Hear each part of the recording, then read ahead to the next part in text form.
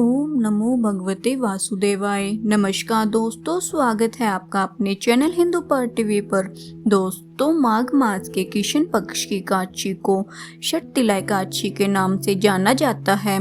इस साल षटतिला एकादशी का व्रत 25 जनवरी दिन शनिवार को रखा जाएगा।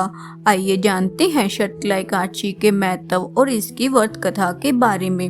वीडियो को शुरू करने से पहले वीडियो को लाइक करें और चैनल को सब्सक्राइब करें। षटतिला एकादशी का महत्व।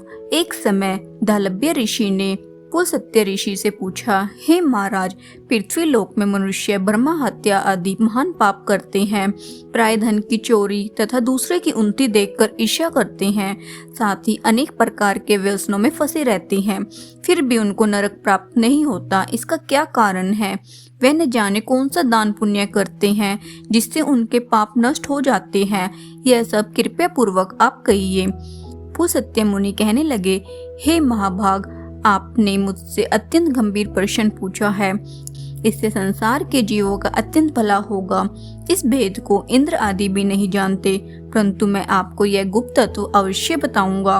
उन्होंने कहा कि माघ मास लगते ही मनुष्य को स्नान आदि करके शुद्ध रहना चाहिए। इंद्रियों को वश में कर काम, क्रोध, लोभ, मोह, अहंकार, ईर्ष्या तथा द्वेष आदि का त्याग कर भगवान का स्मरण करना चाहिए। पुष्य नक्षत्र में गोबर, कपास, तिल मिलाकर उनके कंडे बनाना चाहिए। उन कंडों से 108 बार हवन करना चाहिए। दिन मूल नक्षत्र हो और एकादशी तिथि हो।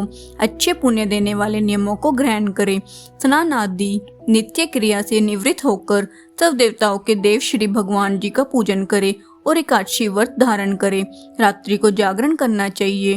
उसके दूसरे दिन धूप, दीप, नैवेद्य आदि से भगवान का पूजन करके खिचड़ी का भोग लगाए। तत्पश्चात पेठा, नारियल, सीताफल या सुपारी का अध्याय देकर स्तुति करनी चाहिए।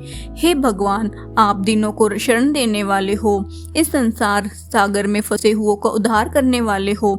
हे पुंडरीकाक्ष, हे विश्वभावन, हे सुब्रह्मण्य, हे पूर्वज, हे जगतपते, आप लक्ष्मी जी सहित इस तुच्छ अर्घ्य को ग्रहण करें।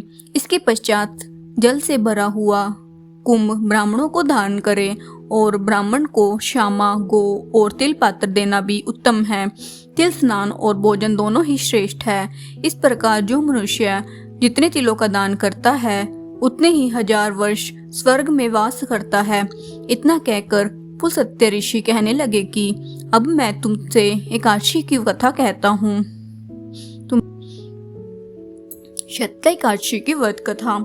एक समय नारद जी ने भगवान श्री विष्णु से यही प्रश्न किया था और भगवान ने जो षटतिला एकादशी का महात्म्य नारद जी से कहा था सो मैं तुमसे कहता हूँ। भगवान ने नारद जी से कहा, हे नारद, मैं तुमसे सत्य घटना कहता हूँ, ध्यान पूर्वक सुनो। प्राचीन काल में मृत्यु लोक में एक ब्राह्मणी रहती थी। वह सदैव व्रत किया करती थी। एक समय वह 1 मास तक व्रत करती रही। इससे उसका शरीर अत्यंत दुर्बल हो गया। यद्यपि वह अत्यंत बुद्धिमान थी, तथापि उसने कभी भी देवताओं या ब्राह्मणों के निमित्त अन्न या धन का दान नहीं किया था।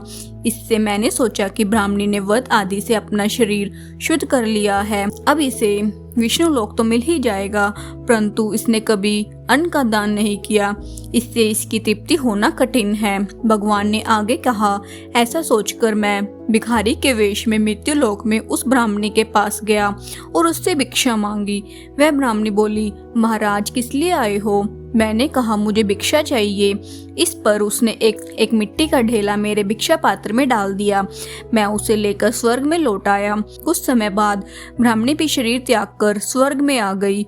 उस ब्राह्मणी को मिट्टी का दान करने से स्वर्ग में सुंदर महल मिला, परंतु उसने अपने घर को अन्न आदि सब सामग्रियों से शून्य पाया। घबराकर वह मेरे पास आई और कहने लगी, भगवान, मैंने अनेक व्रत आदि से आपकी पूजा की, परंतु फिर भी मेरा घर अन्न आदि सब वस्तुओं से शून्य है। इसका क्या कारण है? इस पर मैंने कहा, पहले तुम अपने घर जाओ, देव स्त्री आएगी तुम्हें देखने के लिए। पहले उनसे शटलाई काटशी का पुण्य और विधि सुन लो, तब द्वार खोलना। मेरा ऐसा वचन सुनकर वह अपने घर गई। जब देव स्त्रियां आई और द्वार खोलने को कहा तो ब्राह्मणी बोली, आप मुझे देखने आई है तो शटलाई काटशी का माहात्म्य मुझसे कहो। उनमें से एक देव स्त्री कहने लगी कि मैं कहती हूँ। जब ब्राह्मणी ने शटलाई काटशी का माहात्म्य सुना तब द्वार खोल दिया। देवांगनों ने उसे देखा कि न तो वह गंधर्वी है और न ही आसुरी है, वरन पहले जैसी मानुषी है। उस ब्राह्मणी ने उनके कथानुसार शटलाई काटशी का वध किया। इसके प्रभाव से वह सुंदर और रूपवती हो गई तथा उसका घर अन्न आदि समस्त सामग्रियों से युक्त हो गया। अतः मनुष्य को मूर्खता त्याग कर शटलाई काटशी का व्रत और लोभ न करके तिल आदि का दान करना चाहिए। इससे दुर्भाग्य, दरिद्रता तथा अन्य प्रकार के कष्ट दूर होकर मोक्ष की प्राप्ति होती है। इस प्रकार शटलाई काटशी का व्रत कथा समाप्त हुई। जय श्री हरि।